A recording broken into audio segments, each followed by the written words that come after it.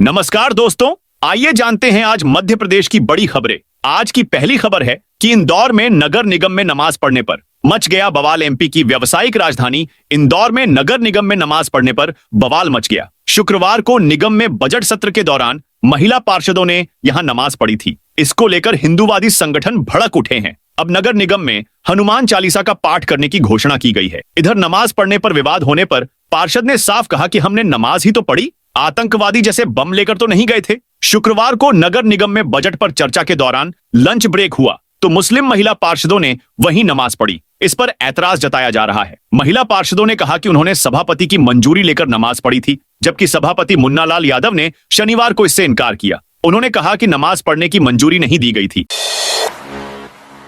11 जिलों में आंधी बारिश अलर्ट। मौसम विभाग ने 8 अप्रैल को एक नया वेस्टर्न डिस्टर्बेंस एक्टिव होने की आशंका जताई है, जिसके प्रभाव से सिंगरौली, अनूपपुर, डिंडोरी, मंडला और बालाघाट समेत कई जिलों में बारिश की संभावना है। नीमच, मंदसौर, ग्वालियर, श्योपुर, मुरैना, भिंड और दतिया। और 8 अप्रैल को नीमच, मंदसौर, श्योपुर, मुरैना, ग्वालियर, भिंड, दतिया, शिवपुरी, गुना और अशोकनगर में हीट वेव का असर रहेगा। हवा की औसत गति 16 से 18 किलोमीटर प्रति घंटे रह सकती है। मौसम विभाग ने 7 और 8 अप्रैल को उज्जैन, ग्वालियर और चंबल संभाग के 10 जिलों में लू चलने का अनुमान जताया है।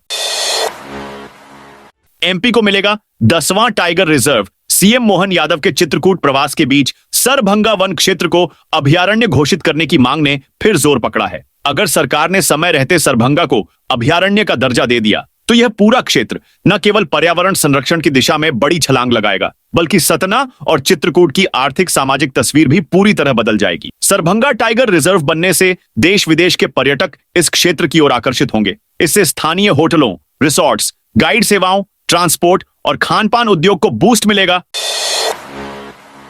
ग्वालियर में चलेंगी 60 ई बसें। केंद्र सरकार के शहरी विकास मंत्रालय ने प्रधानमंत्री ई बस सेवा के अंतर्गत एमपी के ग्वालियर सहित इंदौर, भोपाल, जबलपुर सहित 6 शहरों में चलाई जाने वाली 552 ई बसों के संचालन का टेंडर फाइनल कर लिया गया है। इसके तहत ग्वालियर को अब पहले चरण में 9 मीटर लंबी 60 ई बसें मिल गई हैं। इन बसों का संचालन मुंबई की ग्रीन सेल मोबिलिटी कंपनी द्वारा किया जाएगा। वहीं बसों के संचालन के लिए अब निगम द्वारा तेजी के साथ रमुआ पर डिपो तैयार किया जाएगा और उसके बाद ही कंपनी द्वारा बसों को चलाने के लिए चार्जिंग स्टेशन तैयार करेगी। कचरा फेंकना युवती को पड़ा भारी। महालक्ष्मी नगर के मैदान में कचरा फेंकना युवती को भारी पड़ गया। अन्य रहवासी ने पहले उसकी हरकत सीसीटीवी कैमरे में कैद की, फिर कैमरे से कार के फुटेज निकाले। कार के नंबर से उसे ट्रेस करना चाहा। जब कार ट्रेस नहीं हुई तो रहवासी युवती द्वारा फेंके गए कचरे के ढेर तक पहुंचा। यहां कचरे को खंगाला तो उसमें युवती का एक बिल मिला। बिल के आधार पर युवती का नाम पता निकाला और शिकायत नगर निगम को की। निगम के अफसर बिल के पते से युवती के मकान मालिक तक पहुंचे और 22,000 रुपए का चालान काटा। नरवाई जलाने पर किसानों को देना होगा जुर्माना। इंदौर जिले में गेहूं की कटाई के बाद फसल अवशेष नरवाई को जलाने से रोकने के लिए विशेष अभियान शुरू किया गया है। कलेक्टर आशीष सिंह ने प्रचार रथ को हरी झंडी दिखाकर रवाना किया। यह रथ जिले के सभी विकास खंडों की ग्राम पंचायतों में जाएगा। कृषि विभाग के अनुसार नरवाई जलाने से पर्यावरण में प्रदूषण फैलता है, साथ ही मिट्टी की उर्वरा शक्ति भी कम होती है। इसलिए 5 से 16 अप्रैल तक हर ग्राम पंचायत में किसान संवाद कार्यक्रम होंगे। इनमें कृषि विभाग के अधिकारी, पटवारी और पंचायत सचिव मौजूद रहेंगे। मध्य प्रदेश सरकार ने नरवाई जलाने पर दंड का प्रावधान किया है। 2 एकड़ तक की जमीन वाले किसानों को 2,500 रुपए प्रति घटना जुर्माना देना होगा। 2 से 5 एकड़ तक की जमीन वालों को 5,000 रुपए और 5 एकड़ से अधिक जमीन वालों को 15,000 रुपए प्रति घटना का दंड भरना होगा। गुना में महाकाल लोक की तर्ज पर बनेगा। रामायण लोक मध्य प्रदेश के गुना के पुरापोसर हरिपुर रोड स्थित हनुमान टेकरी के पास एक भव्य धार्मिक स्थल के निर्माण ने जिले को धार्मिक पर्यटन के मानचित्र पर उभार दिया है। यहाँ प्रदेश की सबसे ऊंची 111 फीट ऊंची भगवान श्री राम की प्रतिमा स्थापित की जा रही है, जो आगामी 2 माह में बनकर तैयार हो जाएगी। प्रतिमा का अनावरण प्रधानमंत्री नरेंद्र मोदी द्वारा जून-जुलाई माह में कराए जाने की योजना बनाई गई है।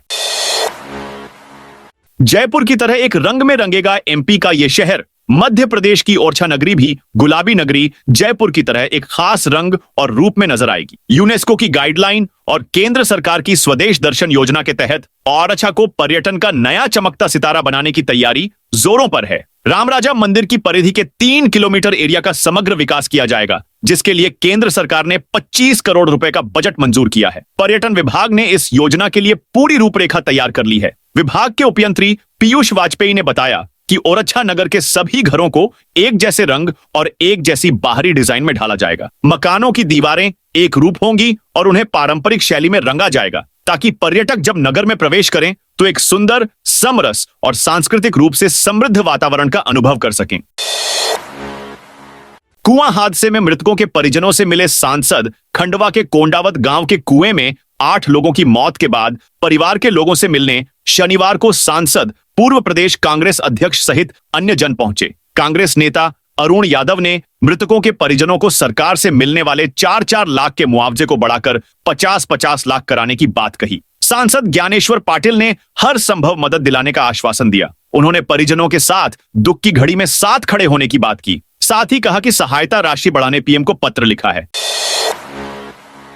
सोने में 700 रुपए की गिरावट। इंदौर के सराफा बाजार में सोने चांदी की कीमतों में भारी गिरावट आई है। शनिवार को सोना कैडबरी 700 रुपए की गिरावट के साथ 91,000 रुपए प्रति 10 ग्राम पर आ गया। चांदी के दाम भी 4,000 रुपए घटकर 90,000 रुपए प्रति किलो पर पहुंच गए। मुस्लिम कथावाचक सुनाएंगे हनुमान कथा। मध्य प्रदेश के बुरहानपुर में स्थित श्री चमत्कारी इच्छेश्वर हनुमान मंदिर ट्रस्ट द्वारा हनुमान जन्मोत्सव सप्ताह की भव्य शुरुआत की जा रही है। यह आयोजन न सिर्फ धार्मिक बल्कि सांप्रदायिक सौहार्द का भी संदेश देगा। खास आकर्षण रहेगा राष्ट्रीय मुस्लिम मंच नई दिल्ली के संयोजक मोहम्मद फैज खान द्वारा हनुमान कथा का वाचन। एक मुस्लिम कथावाचक द्वारा राम भक्ति की यह अनूठी मिसाल देश भर में चर्चा का विषय बन रही है। श्री हनुमान जन्मोत्सव सप्ताह के तहत 9 अप्रैल को शाम 7 बजे से श्री कृष्ण मंगल परिसर लालबाग रोड में मोहम्मद फैज खान हनुमान कथा का वाचन करेंगे। उनके साथ इंदौर से आए भजन गायक ओम शरण मीणा सुमधुर भजनों और संगीत के माध्यम से श्रद्धालुओं को राम भक्ति में डुबो देंगे। अशोकनगर में 4 गांवों की 1500 बीघा फसल जलकर खाक। अशोकनगर के बहादुरपुर तहसील क्षेत्र में शनिवार की दोपहर झागर बमुरिया, अमोदा कुकावली, हारूखेड़ी सहित 4 गांव के खेतों में आग लग गई। आग ने करीब 1500 बीघा क्षेत्र की खड़ी गेहूं की फसल को अपनी चपेट में ले लिया। करीब 3 घंटे तक आग धधकती रही। ग्रामीणों ने 50 ट्रैक्टर, टैंकर और दमकल गाड़ी की मदद से 3 घंटे में आग पर काबू पाया। किसानों के अनुसार इस क्षेत्र में लगी फसल से करीब 18,000 क्विंटल गेहूं का उत्पादन होना था, जिससे उन्हें लगभग 4 करोड़ 5 लाख रुपए का आर्थिक नुकसान हुआ है। सबसे ज्यादा नुकसान झागर बमुरिया गांव में दर्ज किया गया है। सागर कलेक्ट्रेट में शुरू हुआ ई ऑफिस सिस्टम। सागर कलेक्टर कार्यालय में ई ऑफिस सिस्टम की शुरुआत की गई है, जिसके तहत शनिवार को कलेक्टर संदीप जीआर ने फाइल के ऑनलाइन अनुमोदन सहित ई ऑफिस से फाइल का निराकरण किया। कलेक्टर ने बताया कि ई ऑफिस के माध्यम से जहां एक और कार्य में पारदर्शिता रहेगी, वहीं गुणवत्ता के साथ समय की बचत भी होगी। उन्होंने जिले के सभी विभागों को ई ऑफिस पर जल्द ऑनबोर्ड होने के निर्देश दिए हैं। सागर में 20 एकड़ गेहूं की फसल में लगी आग। सागर जिले के ग्राम मंडला जूना मौजा में नरवाई में लगाई गई आग ने विकराल रूप धारण कर लिया, जिससे आसपास के खेतों में खड़ी और कटी हुई गेहूं की फसल जलकर राख हो गई। करीब 20 एकड़ क्षेत्र में फैली फसल को आग ने अपनी चपेट में ले लिया। जानकारी के अनुसार एक किसान द्वारा मूंग की बुआई के लिए नरवाई में लगाई गई आग तेज हवा के कारण आसपास के खेतों तक फैल गई। आग की लपटें देखते ही किसान मौके पर पहुंचे और ट्रैक्टरों से जुताई कर मिट्टी काटने के साथ पेड़ की टहनियों से आग बुझाने का प्रयास किया। फायर फाइटर्स की मदद से करीब 4 घंटे की कड़ी मशक्कत के बाद आग पर काबू पाया जा सका। इंदौर में 21 लोगों के खिलाफ फर्जीवाड़े का केस दर्ज। इंदौर के न्यू पलासिया स्थित एक निजी संस्था में दस्तावेजों की फर्जीवाड़ा का मामला सामने आया है। संस्था की सचिव श्वेता चौकसे ने फर्जी संस्था बनाकर सरकारी दफ्तरों में फर्जी कागजात जमा किए। पंडरीनाथ थाना पुलिस ने शनिवार को इस मामले में केस दर्ज किया है। शिकायत आस्था फाउंडेशन फॉर एजुकेशन सोसाइटी के सचिव अनिल संघवी की ओर से की गई थी। उन्होंने बताया कि संस्था की जनरल मीटिंग में वर्ष 2016 में उन्हें सचिव और रमेश बदलानी को अध्यक्ष नियुक्त किया गया था। इसके बाद उन्होंने संबंधित दस्तावेज सहायक पंजीयक कार्यालय में जमा किए थे। सौरभ शर्मा को मिली जमानत का विरोध। आपको पड़ा भारी। मध्य प्रदेश के ग्वालियर में परिवहन विभाग के पूर्व आरक्षक सौरभ शर्मा को मिली जमानत का विरोध करना आम आदमी पार्टी के नेताओं को भारी पड़ गया है। एएपी के प्रदेश सचिव, जिला अध्यक्ष समेत कई नेताओं और कार्यकर्ताओं के खिलाफ पुलिस ने केस दर्ज कर लिया है। आपको बता दें कि धन कुबेर सौरभ शर्मा को कोर्ट से जमानत मिलने पर बीती शाम आम आदमी पार्टी द्वारा प्रदेश सरकार का विरोध व्यक्त करते हुए पुतला दहन किया था। इस दौरान पुतले पर पेट्रोल डालकर आग लगाई थी, जिस पर पुलिस ने मानव जीवन के संकट को खतरे में डालने के मामले में पार्टी पदाधिकारियों समेत कार्यकर्ताओं पर केस दर्ज किया है। 775 करोड़ रुपए में बनेगा मां शारदा लोक महर की धरती पर नया इतिहास रचने की तैयारी है। विधायक श्रीकांत चतुर्वेदी ने बताया कि प्रस्तावित मां शारदा लोक न केवल महर का बल्कि पूरे प्रदेश का परिदृश्य बदलने वाला है। यह परियोजना महर को वैश्विक धार्मिक पर्यटन स्थल की पहचान दिलाएगी। 3 जोनों में बंटे इस महत्वाकांक्षी प्रोजेक्ट के लिए लगभग 620 करोड़ रुपए का कॉन्सेप्ट प्लान तैयार किया गया है, जो शासन और जनप्रतिनिधियों की मंजूरी के बाद अंतिम रूप लेगा। हरदा में नहरों से अवैध हेडअप हटाए।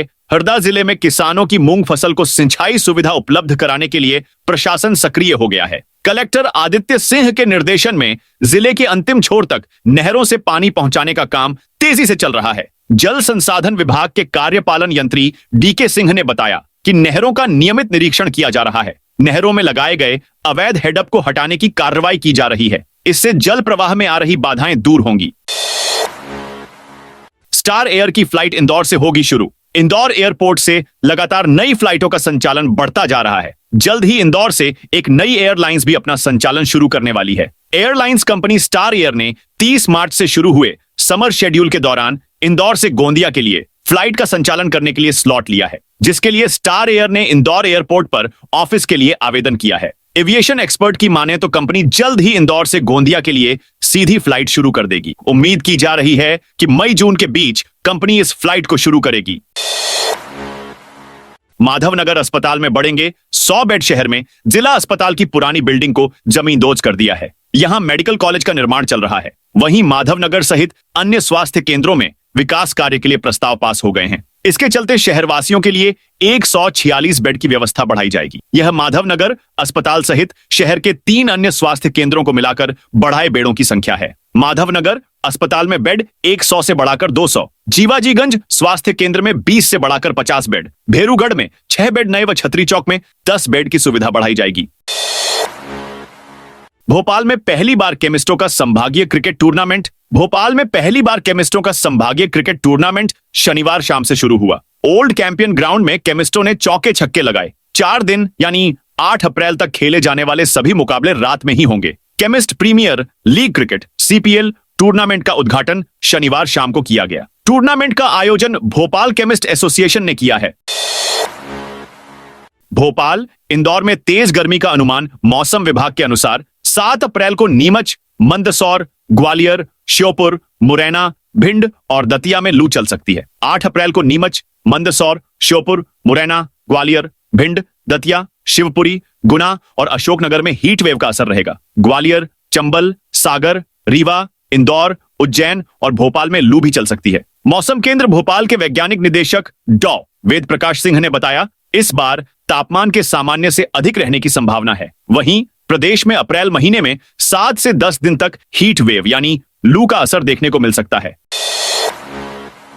बालाघाट में सरकारी जमीन पर अवैध कटाई। बालाघाट के लामता तहसील में शासकीय भूमि पर बड़े पैमाने पर पेड़ों की अवैध कटाई का मामला सामने आया है। भोंडवा पंचायत के दौनी गांव में चारागाह की जमीन पर से एक व्यक्ति ने बिना अनुमति के पेड़ काट दिए। ग्रामीणों की शिकायत पर तहसीलदार लामता ने शनिवार को मौके का निरीक्षण किया। पटवारी धीरज राय ने कोटवार दिलीप चौहान के साथ स्थल का सीमांकन किया। पटवारी ने अपनी रिपोर्ट में 30 पेड़ों की कटाई का उल्लेख किया है। मामले को कार्रवाई के लिए SDM को भेज दिया गया है। सिंगरौली जिला जज दिनेश शर्मा के खिलाफ जांच के निर्देश हाईकोर्ट जस्टिस विवेक अग्रवाल की एकल पीठ ने जमीन संबंधित एक मामले की शुक्रवार को सुनवाई करते हुए सिंगरौली जिले में पदस्थ चतुर्थ जिला जज दिनेश कुमार शर्मा के कार्यों की जांच करने के निर्देश दिए हैं। हाईकोर्ट ने सिंगरौली प्रधान जिला जज को यह भी कहा है कि बीते 5 सालों में दिनेश शर्मा जहां जहां पदस्थ रहे हैं उनकी वहां की फाइलों की सूक्ष्मता से जांच कर 3 माह में रिपोर्ट पेश करें। सिंगरौली निवासी मंगल शरण ने हाईकोर्ट में जमीन अधिग्रहण को लेकर याचिका दायर की थी।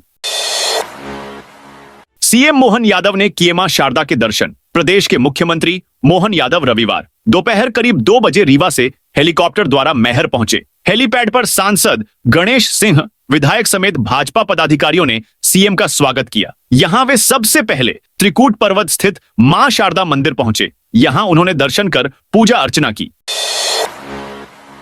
सिंगरौली के जंगल में 3 दिन से लगी आग। सिंगरौली के जंगल में 3 दिन से आग लगी है। इस दौरान 5 से 6 एकड़ जंगल जल चुका है। यह इलाका बरगवां क्षेत्र में आता है। डीएफओ अखिल बंसल के अनुसार बरगामा बीट के दुर्घटना देवी मंदिर पहाड़ के सामने आग लगने की सूचना मिली। वन विभाग ने तुरंत अपना अमला भेज दिया। तेज हवाओं के कारण आग तेजी से फैल रही है। वन विभाग स्थानीय निवासियों की मदद से आग को काबू में करने का प्रयास कर रहा है। मैहर में श्रद्धालुओं के लिए नई सुविधा। रामनवमी के शुभ अवसर पर मैहर में श्रद्धालुओं के लिए विशेष दर्शन बस सेवा शुरू की गई है। मां शारदा प्रबंधन समिति की इस पहल का शुभारंभ विधायक श्रीकांत चतुर्वेदी और कलेक्टर रानी बाट ने बंधा बैरियर से हरी झंडी दिखाकर किया। यह 32 सीटर बस श्रद्धालुओं को मात्र 30 रुपए प्रति यात्री के किराए पर मैहर के सभी प्रमुख धार्मिक स्थलों की यात्रा कराएगी। बस का मार्ग बंधा बैरियर से शुरू होकर आल्हा मंदिर, आल्हा अखाड़ा, गोला मठ, मैहर किला, अलाउद्दीन खां म्यूजियम और नीलकंठ मंदिर तक जाएगा। यह बस दिन में 4 फेरे लगाएगी।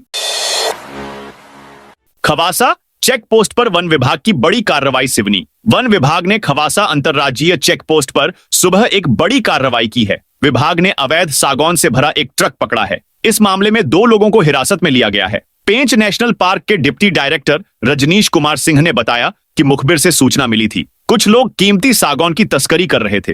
वरिष्ठ अधिकारियों के निर्देश पर टीम का गठन किया गया। एमपी में यहां जमीन के दामों में जोरदार उछाल। मंडला जिले में प्रॉपर्टी के खरीदारों को बड़ा झटका लगा है। 1 अप्रैल 2025 से जिले के 409 लोकेशनों में जमीन की कीमतों में औसतन 12% की बढ़ोतरी कर दी गई है। अब शहर की प्रमुख कॉलोनियों और सड़क किनारे की जमीनें खरीदना लोगों की जेब पर भारी पड़ने वाला है। सुभाष वार्ड, सरदार पटेल वार्ड, उपनगरीय क्षेत्र महाराजपुर के वार्ड और बड़ी खैरी जैसी लोकेशन में यह बदलाव सबसे ज्यादा असर दिखा रहा है। बड़ी खैरी में मेडिकल कॉलेज के निर्माण कार्य के चलते जमीन की मांग तेजी से बढ़ी है, जिसके कारण वहां की कीमतों में बड़ा उछाल आया है। अवैध कॉलोनियों से भी वसूला जाएगा प्रॉपर्टी टैक्स। मध्य प्रदेश के भिंड शहर में बिना अनुमति बनी कॉलोनियों और मकानों पर अब नगर पालिका की नजरें टेढ़ी हो गई हैं। जिन लोगों ने अब तक टैक्स देने से बचने के लिए नामांतरण नहीं कराया था, अब उनका यह खेल ज्यादा दिन नहीं चलेगा। नगर पालिका ने 65,000 मकानों की पहचान कर उन्हें टैक्स के दायरे में लाने की तैयारी पूरी कर ली है। यह कदम सिर्फ टैक्स वसूली के लिए नहीं, बल्कि नगर विकास के लिए आय अर्जित करने की दिशा में भी अहम माना जा रहा है। एमपी से यूपी के बीच दौड़ेगी एक और वंदे भारत। मध्य प्रदेश को एक बार फिर वंदे भारत एक्सप्रेस की बड़ी सौगात मिली है। अब जून से एक और वंदे भारत एक्सप्रेस मध्य प्रदेश में दौड़ती नजर आएगी। यह ट्रेन भोपाल से लखनऊ के बीच चलेगी। इससे मध्य प्रदेश से उत्तर प्रदेश के बीच सफर करने वाले यात्रियों को भीड़ से निजात मिलने की उम्मीद जताई जा रही है। वैसे आपको बता दें, सामान्य ट्रेनों की तुलना में वंदे भारत का किराया 2.5 गुना से ज्यादा होगा। एमपी में ओबीसी को जनसंख्या के अनुपात में आरक्षण पर हाईकोर्ट की सख्ती। एमपी में ओबीसी वर्ग को जनसंख्या के अनुपात में आरक्षण देने की मांग की जा रही है। इस मामले में MP high court Jabalpur HC Jabalpur में एक याचिका भी लगाई गई है, जिसकी सुनवाई में कोर्ट ने खासी सख्ती दिखाई। ओबीसी वर्ग का ब्यौरा पेश नहीं किए जाने पर हाईकोर्ट ने सरकार पर 15,000 रुपए का जुर्माना लगाने की चेतावनी देते हुए इसके लिए अंतिम मोहलत दी। Advocate union for democracy and social justice की याचिका में प्रदेश में ओबीसी को आबादी जनसंख्या के अनुपात में आरक्षण का लाभ प्रदान किए जाने की मांग की गई है, लेकिन सरकार इस संबंध में अपना जवाब ही पेश नहीं कर रही है।